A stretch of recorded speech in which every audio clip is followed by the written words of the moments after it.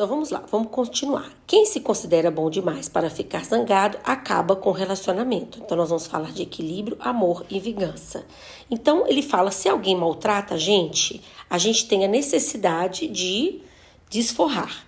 É uma necessidade, a gente ficou chateado, de vingança. E se ela for satisfeita, o equilíbrio é restaurado. Então, se alguém falar alguma coisa com você, você não gostar, e você falou que não gostou, e equilibrar esse relacionamento, você restaura o equilíbrio. Mas se alguém cometeu uma injustiça com você e você não fala nada, você fica quieto, você deixa do jeito que tá, você fica numa posição superior e o outro não pode fazer mais nada para restaurar, para restabelecer esse relacionamento. Então, acaba a igualdade ali do relacionamento. Então, se a necessidade de equilíbrio no sentido negativo for desrespeitada por razões ideológicas ou religiosas, isso vai trazer, consequências funestas. É uma infração contra a necessidade de equilíbrio.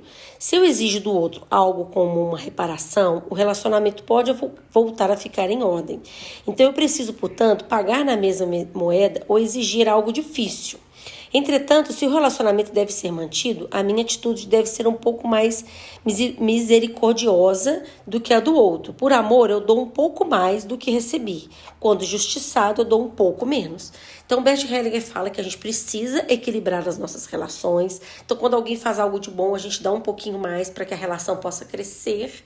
Mas quando a pessoa faz algo de ruim, a gente dá um pouquinho menos do que a pessoa fez para que a relação não morra, Que ela fique menos. Mas a gente traga o equilíbrio, porque o amor só floresce quando o equilíbrio pode ser restaurado, na medida que dou ao outro um pouco mais do bem que eu recebo e um pouco menos do mal. Assim, o amor pode ter uma chance também no equilíbrio do negativo. Então, olha que lindo, Quando uma mãe é rígida demais, ela perde o amor. Ela também precisa ceder, precisa ir contra os próprios princípios para manter o amor. Mas se ela não tem princípios, isso também é ruim para as crianças. E a maioria das mães faz isso naturalmente, de sempre um pouquinho. Assim as crianças se sentem aliviadas. O dar e o receber, tanto no bem quanto no mal, é válido somente para pequenos grupos? Sim. Nesse contexto, isso incentiva o relacionamento. Quem se considera bom demais para ficar zangada, acaba com o relacionamento. Ficar zangado com quem me ofendeu é muito importante para que o relacionamento seja retomado. Entretanto, se alguém faz algo muito ruim para uma outra pessoa, e essa pessoa, porque se sente nesse direito, então faz muito mal, então esse mal também não tem fim. Então, se você faz um pouquinho menos, mas fala que está zangado ou fica um pouco zangado, não mais, não fazendo mais, mais o mal, um pouquinho menos do mal que a pessoa fez para você, tá? Se um povo exige do outro uma reparação coletiva, então esse princípio que é ativado entre os indivíduos será transferido para todo o povo. Essa é a causa principal da guerra. A paz, ela somente é alcançada quando no final há uma renúncia, uma espécie de compensação. Isso significa que ambas as partes aceitam recomeçar. Então isso é muito importante. E a gente entender isso, por exemplo, essa questão igual na guerra. Se alguém vai lá e faz uma coisa ruim com o outro país, aí o outro faz uma pior ainda, e aí isso vai virando guerra. Aí o outro quer revidar e faz mais um tanto. Então isso vai entrando num circuito de guerra.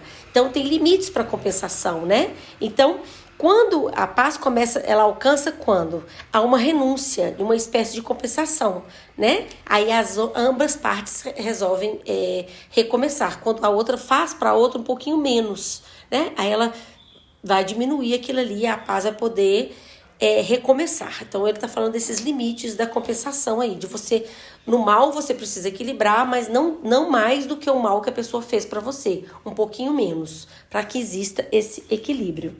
Então, existe sempre alguém que se sente melhor e mais forte do que os outros. Por isso, muitas missões e organizações assistenciais bem intencionadas têm, no fim, um efeito completamente inesperado. Eu vejo que existem limites e quero respeitá-los. Quando eu era missionário, também achava que deveria ajudar os pobres pagãos. Agora sei que ajudar com essa ajuda será recebida como como é perigoso, que ela não está em harmonia com os que recebem. Acima de tudo, percebi que quando ela é perigosa, se não for dada com muito respeito pelo outro. Então aqui ele também está falando das instituições, né? Das organizações assistenciais, quando as pessoas não achando que elas são melhores. Era igual às missões, né? Eles chegavam achando que a religião deles era melhores, menosprezando, né, o que eles já tinham de cultura. Então, essa ajuda, quando você acha que você é muito melhor, por isso que Bert Hellinger sempre usa muito auxiliar, né?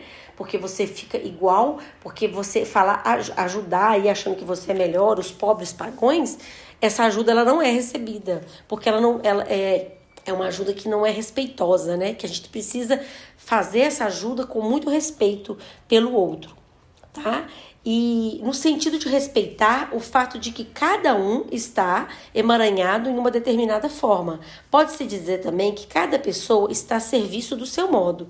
Trata-se de uma visão transcendental, que vai além do concreto, mas sentimos paz quando enxergamos assim. Aconteça o que acontecer, seja bom ou ruim, isso sempre faz parte de um contexto maior.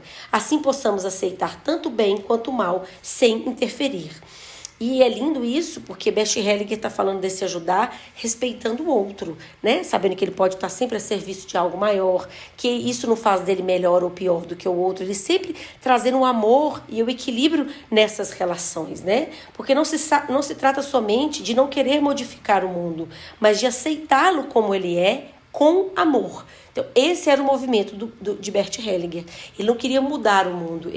O movimento dele é aceitar ele como ele é, com amor, tá bom? Porque o amor é uma conquista. Vem do fazer e do conhecimento das nossas próprias limitações. Temos limites, tanto no bem como no mal. No fundo, esse amor é somente o reconhecimento de que, apesar das diferenças, existe uma profunda comunhão entre os seres humanos. Surge um amor profundo quando alguém é reconhecido tal como é e quando se aceita o fato de que ele é necessariamente assim. Não pode ser de nenhum outro jeito, portanto, ele é perfeito do jeito que é. Apesar de ele ser diferente de mim e eu dele, reconhecemos que ambos somos as pessoas certas. Esse é o verdadeiro amor. Não é abraçar alguém ou qualquer pessoa do gênero. Isso seria algo só aparente. No fundo, esse amor está em harmonia com forças profundas, e isso tem algo de religioso. Poderíamos dizer que isso é religião, estar ligada a algo profundo sem querer investigá-lo. Assim, quando respeito e reconheço os outros seres humanos do seu modo de ser, também reconheço o mistério sem ter a necessidade de querer revelá-lo. É precisamente porque mantenho essa distância que estou em contato com todo esse mistério. Gente, olha que coisa mais linda que Bert Hellinger faz. Ele não quer mudar o mundo, ele não quer ser melhor do que ninguém. Ele só quer trazer que a gente possa viver no amor, no nosso movimento de amor, entendendo que as coisas são como elas são, que elas podem ser como elas são, que tudo pode existir, que tudo tem um espaço, que tudo pertence.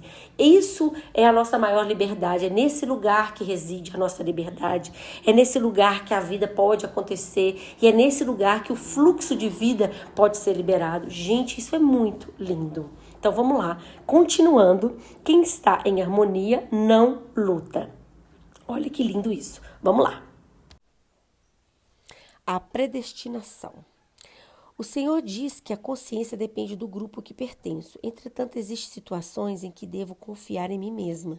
Isto é, a minha voz interior? Existe um sentimento de predestinação pessoal, de vocação ou de missão. Isso toca bem profundamente a cerne da pessoa e está além da consciência. Quem está em harmonia com isso sente-se em paz. Quem for contra esse sentimento interior, recusando-se, por exemplo, a aceitar uma tarefa que, por parecer difícil, despedaça algo na própria alma. Se aceita essa tarefa, fica em harmonia, apesar das dificuldades.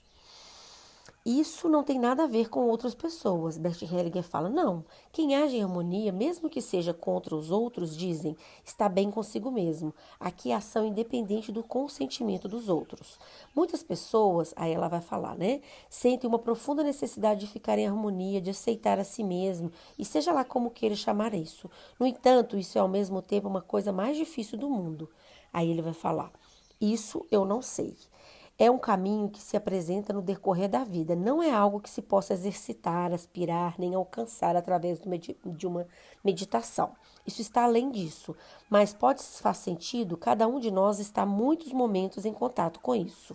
Aí ela pergunta, isso acontece consciente ou inconscientemente? Eu lhe mostro isso por um exemplo bem natural, a mãe e filho. Quando a mãe se dedica ao filho, existe um nível que ela está exatamente agora em harmonia com algo superior. Não é simplesmente o filho, né? O primeiro plano é afeto, amor, né? Mas o segundo plano é um desígnio último, que não tem uma relação com o filho, mas tem a ver com a própria pessoa. As ordens profundas nos tornam o seu serviço mais no alto nível, e daí vem a harmonia consigo mesmo. Todavia, essas ordens não são palpáveis, nem podem ser codificadas. Não se pode tratá-las ou cumpri-las do mesmo jeito que se cumpre uma lei. Então, o Bert Hellinger fala que a vida acontece no trivial, a vida acontece no dia a dia, né? Então, é isso que vai trazendo a nossa alma. A gente está a serviço da vida. A vida é grande e nós somos pequenos. Entender isso, né? Que a gente serve a vida, a gente está aqui para viver, servindo a vida. Então, trazer clareza para isso, porque aqui os próximos assuntos são bem polêmicos, mas vocês entendendo que ele estava sempre, Bert Hellinger está sempre a serviço da vida e numa postura de humildade, nunca querendo sair do lugar dele, em harmonia, né? Quem está em harmonia não luta. É sobre isso. E aí nós vamos falar um pouco sobre a simplicidade, né? Ele falou que a simplicidade, ela acontece. É, no fundo, uma atitude humana bem simples. Não é nada grandioso, sagrado, não é nada assim que não somos, né? Que pode ser confundido com ideologia, tá? Aí ela pergunta se só a ideologia que pode dificultar essa atitude. Aí ele fala que não, porque também existe, né? Mesmo quando a pessoa, ela vai falar, existem correntes características de certa época que dificultam essa atitude. Porque ele fala que a nossa alma, ela é atemporal, tá? Nossa alma, o fundo da nossa alma. E existem características de certa época que a gente quer pertencer ao grupo, que afasta a gente da nossa essência, mas a nossa alma é atemporal. Tá? Então, mesmo quando uma pessoa está em sintonia consigo mesma e age de acordo com o seu íntimo, ela pode estar indo contra os outros? Essa é uma boa pergunta, né? Ele vai falar que a pessoa nunca está indo contra algo, porque quem está em harmonia não luta, né? Pode ser que ela não encontre aprovação ou respeito, mas não é preciso lutar. A pessoa que está em harmonia, está bem centrada, ela sente uma profunda paz. Ela não se trata de ficar satisfeito, mas de sentir-se em paz. Isso tem a ver também com o distanciamento, e a pessoa está ao mesmo tempo concentrada e distanciada. Aí ele vai perguntar a Gabriela pergunta se é uma postura espiritual. Ela vai falar que poderíamos denominá-la assim, se não fosse uma coisa tão comum. Se isso for buscado como algo espiritual, já desaparece, porque é comum demais. É o bem simples, é o mais comum. Tá vendo? Então, o Bert Hellinger está falando que a gente está muito mais profundo, né, gente? Do que a gente ficar satisfeito, é da gente sentir em paz. A teoria da visão sistêmica, né, da constelação familiar, é algo mais profundo, tá? É algo mais no fundo. É você estar em harmonia com a sua alma. Não estar em harmonia ali, não com a concordância das pessoas, mas com a concordância de você, do seu chamado da sua alma. E como que você alcança isso? Vivendo a vida, tá? No seu lugar, sem muitas coisas, mas de forma trivial, né? Tomando a vida plena. Aí a Gabriela vai falar, no entanto, a coisa mais simples e mais comum e frequentemente sobreposta e encoberta por toda espécie de carga inútil, o que o senhor está descrevendo me parece bem semelhante ao estado alcançado pelos budistas, taoístas, através da meditação. E aí ele vai falar, não, isso tem a ver com ações corriqueiras. Se a pessoa busca a realização, seguindo um caminho espiritual, na crença de que é especial por causa disso, ela está em desacordo com o mais profundo dentro dela, pois o reduz a algo que ela quer atingir, quando na verdade isso não é tão próximo. A meditação faz sentido, não quero contestá-lo, isso seria um absurdo, mas não se confere a ninguém o caráter especial. Quem está em harmonia tem algumas vezes necessidade de se recolher, Então a meditação flui dessa harmonia, mas não é o caminho para atingi-la. Pelo contrário, por estar em harmonia, a pessoa às vezes se concentra, se recolhe, mas nesse caso a meditação sempre tem em vista uma ação que leve à plenitude. Por isso, para mim, estar em harmonia é mais fácil de ser alcançada através das ações simples. Então, ele não fala contra a meditação, ele vai falar aqui muito sobre a meditação, porque ele, inclusive, meditava. Mas Bert, ele traz a vida viva para o real. É como se a gente não tem que ficar querendo buscar alcançar algo através da meditação, porque a vida é viva, ela vai acontecendo. A gente tem que trazer a meditação para a gente recolher, para a gente trazer força para o nosso ser, para a gente poder olhar para as questões e poder viver de forma mais fluida, mas não saindo da terra, né? Porque muitas vezes as pessoas é como se elas quisessem sair do mundo e meditar, então se tornarem pessoas especiais. E Bert Hellinger fala que não, que essa questão, né, essa plenitude aí, que é a nossa vida plena, a gente alcança o quê? Na vida, vivendo a vida, nas ações plenas, tá? Então a Gabriela vai falar, ação e harmonia são termos que o Senhor usa frequentemente. O que o Senhor quer dizer com isso? Ações triviais, as ações mais fáceis e profundas ocorrem na família. O pai e a mãe com relação aos filhos e os filhos com relação aos pais. Esses são os atos mais profundos e significativos e são fundamentos de todo o resto. Então a vida acontece aqui e agora, né? Quem está em harmonia com o fato de ser pai, mãe, parceiro, filho, irmã e simplesmente assume as tarefas que daí advém, cumpre a sua condição de ser humano. Essas atividades simples é que o ser humano alcança sua plenitude. Aqui ele sente em uma harmonia serena com algo maior, sem alarde, sem dogmas, sem doutrinas, sem exigências morais. Aqui nada disso tem significado. Então, olha, olha aqui. Simplesmente assume as tarefas que daí advém e cumpre sua condição de ser humano. Então, Bert está focado nisso, da gente cumprir a nossa condição de ser humano, de ser aqui e viver na vida como ela é. Olha que lindo isso. Então, vamos seguir aqui para o próximo, que aqui a gente vai falar um pouco sobre isso, né? Sobre a grandeza. A grandeza, ela está no trivial. Então, a Gabriele começa a questionar bastante sobre isso, que ela achou isso bem polêmico, e aí ela pergunta para ele, né, que a meditação não é também uma possibilidade de voltar a essa harmonia simples e original, na qual ficamos vazios e com isso livres de voltar a entrar em contato com o estado original? Aí ele vai responder: meditação pode ser concentrar-se em si mesmo. Isso vai trazer força. Concentrar-se significa aceitar a plenitude com o olhar, com os sentimentos e com o assentimento. Então, você trazer a meditação para você entrar em concordância, assimilar as coisas, né? Entender que você está a serviço da vida, isso vai trazer para você força. Agora ele vai falar, ficar no vazio é exatamente o oposto de se concentrar. Ficando vazio, posso perder o contato com o todo. E isso que frequentemente acontece. Eu já vi várias pessoas que praticam meditação e nada acontece, porque não existe uma ação em direção a algo maior. Isso tem um efeito limitante. Então, quando o Bert está falando de meditação aqui, ele tem que falar que todos os nossos atos, né, são divinos. A gente tem que estar sempre, tudo que a gente age, sempre para caminhar em direção a algo maior. Então, quando ele fala que a gente vai para o vazio, a gente sai do todo. Então, a gente não está indo em direção a algo maior. E aí ela vai perguntar, agora ela começa a questionar. Para muitas pessoas, a meditação é um grande valor, não porque queira alcançar rapidamente a iluminação, correndo num curso de fim de semana de um para o outro, mas é porque a possibilidade de aprender e viver de outra maneira. O senhor também já meditou, não é verdade? Naturalmente, senão eu não poderia estar falando assim. Quero dizer somente que o essencial é chegar a um entendimento que permita uma compreensão profunda. Acima de tudo, uma ação positiva. Então, tá vendo que bem focado nos movimentos, tá? A compreensão que se consegue através da abordagem fenomenológica, que é a abordagem da constelação familiar, tá?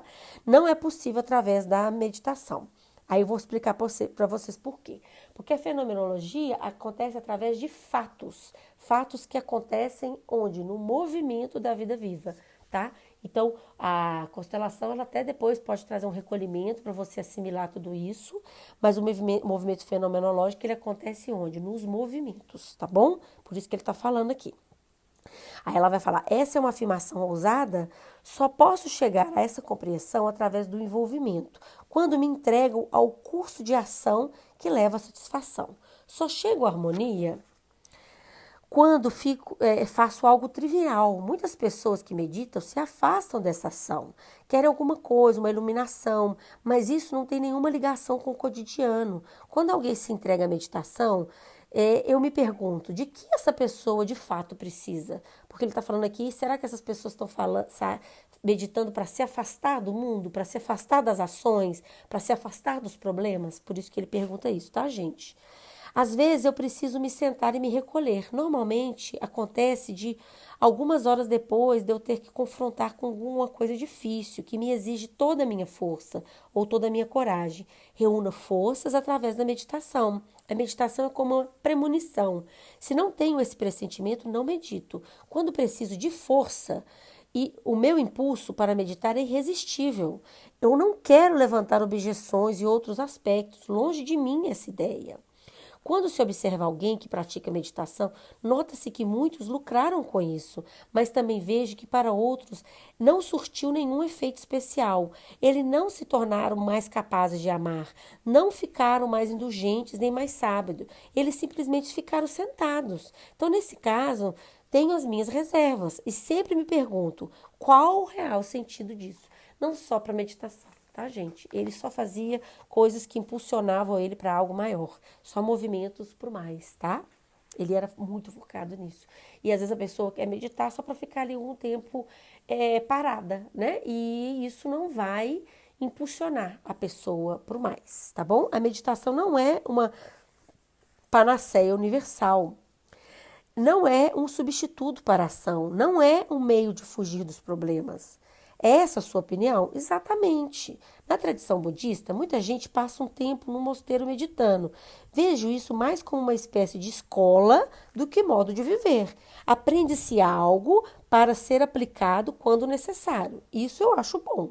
Quando alguém ingressa numa ordem religiosa, também passa por um treinamento. Porém, se eu transformo a meditação num ritual diário, ela perde um pouco o seu valor. Mas a meditação também pode ser considerada uma espécie de apoio para a vida? Gabriele pergunta. Ele fala, claro, mas nesse caso, ela é bem trivial. Ela é um grande ato religioso, mas ela não é um grande ato religioso, mas algo muito humano. Então, o que ele contesta aqui é quando as pessoas trazem a meditação para ser um grande ato religioso, uma coisa idealizada. O Bert está sempre saindo das idealizações, tá, gente? Trazer a meditação para o quê? Para o humano, para algo humano, tá? O mesmo acontece quando um artista se recolhe, quando alguém ouve música. Isso seria também uma maneira de se colocar em ordem interiormente. Então, se você traz a meditação não idealizada, tá, gente? Mas para colocar a ordem, para conectar com a sua força, para conectar com algo maior, para você agir de forma mais ponderada, é sobre isso que ele está falando da meditação. Não para ser uma coisa que te distancia do real, que te põe no vazio, que te tira da ação, né? Que você vai buscar algo idealizado, como se tivesse que chegar a algum lugar. Não, ele usa a meditação para trazer ele para a vida, tá bom? Para criar força para viver na ação. Então, ela vai perguntar, qual a sua crítica ao esoterismo? Se eu digo, trata-se de uma abordagem espiritual, o senhor responde, poderíamos denominá-la assim se não fosse tão trivial. Tenho a impressão de que todos esses conceitos me parecem exagerados. É isso? Ele, exatamente. Com isso, a pessoa afasta do trivial. Mas, para mim, o mais profundo é a ação puramente trivial. Entendeu, gente? Ele sempre tirando as pessoas da ideologia, de algo. Não, o trivial, o dia a dia, o aqui e agora, o que é. Olhar para as coisas e entrar em concordância com elas como elas são. No dia a dia, na vida real. Tá? Bert Hellinger, ele é muito real. Ele fala que a nossa cura acontece na Terra, tá? É nessa linha aqui que ele traz isso. Então, ele fala que deve fazer bem o que deve ser feito na vida cotidiana. O que enfrentamos no relacionamento com filhos, da vida profissional, essas são ações. Quem sabe lidar com tudo isso exerce uma influência benéfica sobre os outros. Então ela vai falar, o senhor quer dizer que existe muitas pessoas que colocam em si mesma um determinado rótulo, seguem um caminho espiritual ou fazem meditação só para se sentir especiais? Aí ele vai falar, exatamente, é isso. Pois quando as observo, percebo que muitas são leves, têm pouco peso quando comparadas a alguém que executa um trabalho duro. Então ele está falando que, por exemplo, um labrador, né? Que pela manhã ele dá forragem ao gado antes de trabalhar no campo. Ele não tem muito mais peso em comparação àquele que diz, eu medito. Então, assim, aí ele vai explicar isso aqui, tá? Ele vai falar sobre isso. Então, ele vai falar sobre o peso da alma, tá bom? Vai falar aqui sobre a gente ter peso na alma quando a gente vive a vida, quando a gente está vivendo a vida e dentro desse viver, a gente, né, manejando as questões, criando os nossos filhos, tendo nossos filhos, as nossas famílias, dando os nossos frutos. Isso é que dá peso na alma, tá? Viver, movimentar na vida, né, com as nossas dores, nossas dificuldades, existir tem peso na alma, vivendo, não afastando do mundo, tá? Mas a pergunta é, o que dá realmente peso ao ser humano? Isso é algo que se pode ver imediatamente na pessoa. As mais dedicadas são aquelas que têm filhos. A alma delas tem também um maior peso específico. Pensa nisso. Aí ela vai falar, mesmo que nessas famílias tudo decorra de maneira absolutamente neurótica, doentia e desagradável, ele fala, exatamente isso.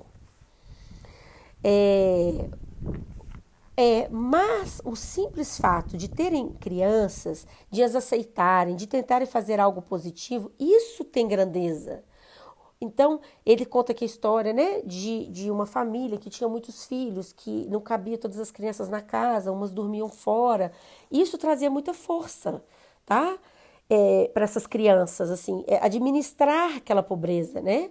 Isso trazia grandeza, isso traz grandeza. Existem outros que querem ser algo especial por meio do esoterismo, da canalização. E eles flutuam em comparação às pessoas que estão vivendo a vida, né? Elas não têm tanto peso, porque as pessoas estão existindo ali. Aí ela vai falar, dizer isso não é um pouco leviano? Muitas pessoas se voltam para o esoterismo porque tem um destino difícil, uma doença, porque se trata, procura de um caminho. É claro que é diferente quando alguém, após uma doença, passa a refletir, encarar com mais serenidade a dor, a morte, a perda. Essa experiência é profundamente ao ser humano. A dor, a enfermidade, um destino difícil também, uma grande culpa contribui para o peso específico da alma. Mas os delinquentes muitas vezes têm uma alma de grande peso específico. Então, quer dizer que não é uma questão de valor? Naturalmente que é uma questão de valor. O peso específico da alma é para mim algo valioso, mas não acho que seja uma coisa que se deva almejar. A pessoa simplesmente tem ou não tem. Qualquer um pode notar, na presença de pessoas cuja alma tem um grande peso específico, costumamos nos sentir bem melhor. Existem pessoas que sofreram um destino difícil ou tiveram uma doença grave e não seguem o chamado do caminho espiritual. E então seguem o chamado, né? Frequentemente elas perdem peso porque seguem esse caminho. Ela fala, então eu não estou entendendo nada que você está falando. Elas já não encaram mais a doença. Dizem que Deus salvou. Então ele está falando aqui que essas pessoas vão para a ideologia. Elas não estão olhando mais para o humano, para a vida humana. O que traz peso na alma, gente, é a gente viver a vida humana, né? Com as nossas dores, atravessando as nossas angústias. O que nos traz força é viver, é suportar as nossas angústias. É viver e ir passando por isso. Parece um pouco... porque ele fala que o grande sofrimento fica, como assim dizer, quase anulado. E a pessoa deixa de olhar para aquilo, né? Então, de maneira elas perdem a força que poderiam ter.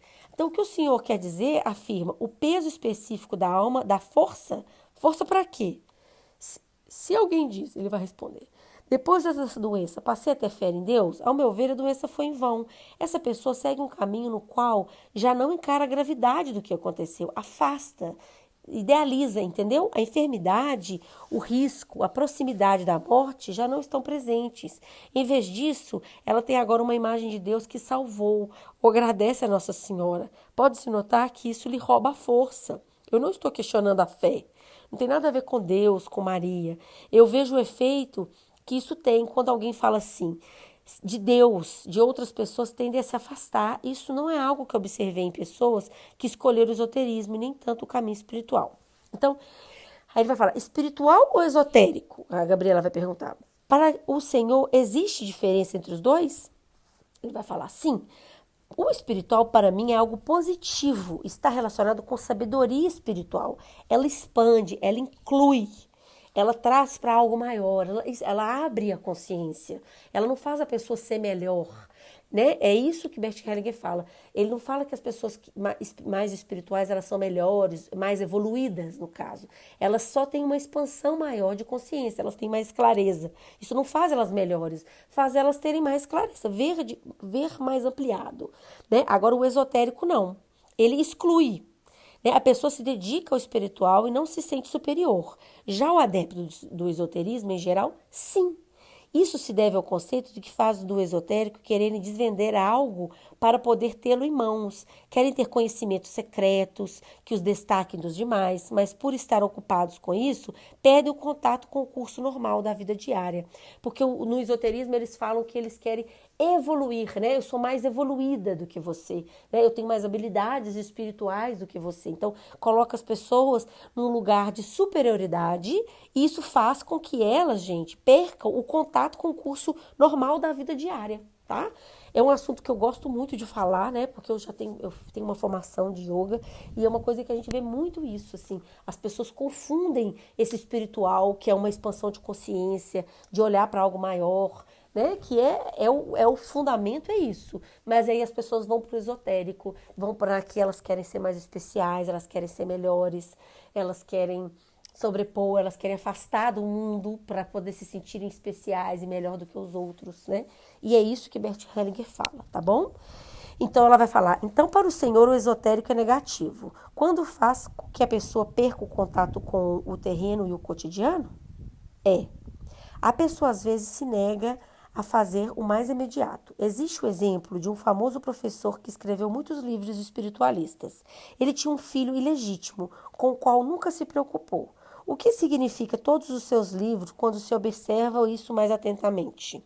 O filho morava em Londres e ele nunca viu o filho. A alma dele teria um outro peso se ele tivesse se ocupado com esse filho.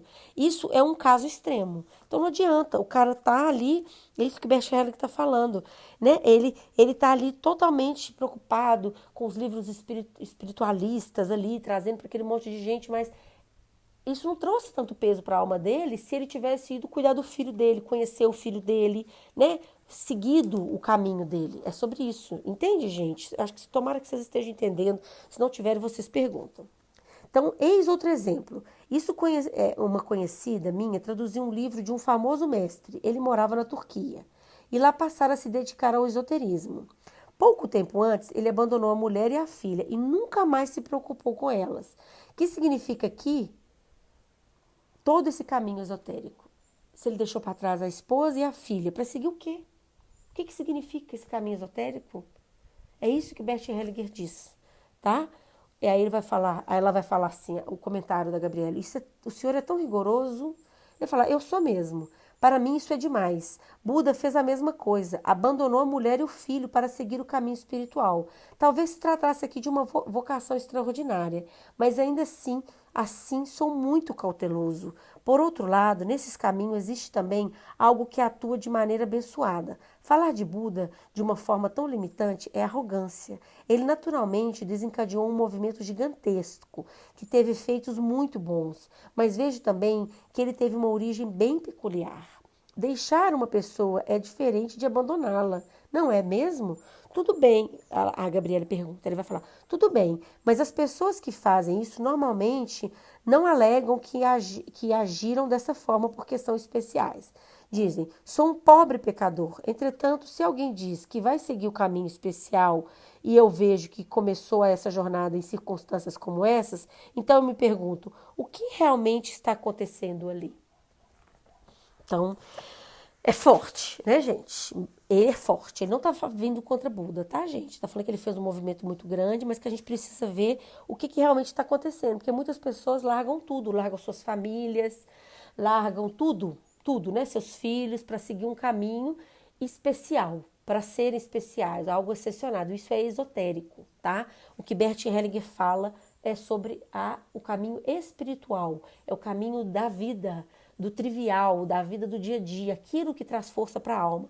Porque Bert, né, em um dos livros dele, que não é esse que eu tenho, ele fala que a nossa cura acontece na terra, acontece na vida. Isso traz peso na nossa alma, tá bom? Viver, continuar as histórias dos que vieram antes, né? E é isso que vai trazer peso para sua alma, porque quando você quer sair disso, quer ser algo especial, quer parar de viver para se iluminar, você não está continuando história. Então, a visão sistêmica da constelação familiar é sempre para a vida, tá? É sempre um movimento para a vida, é sempre um movimento para o mais, para os fatos, para o que está acontecendo, para os movimentos da sua alma em direção a isso. Por isso que ele sempre faz questão, faz essas perguntas: o que realmente está acontecendo aqui? O que realmente essa pessoa está buscando? Porque ele sempre estava orando para qual movimento que a alma das pessoas estavam fazendo em direção a isso.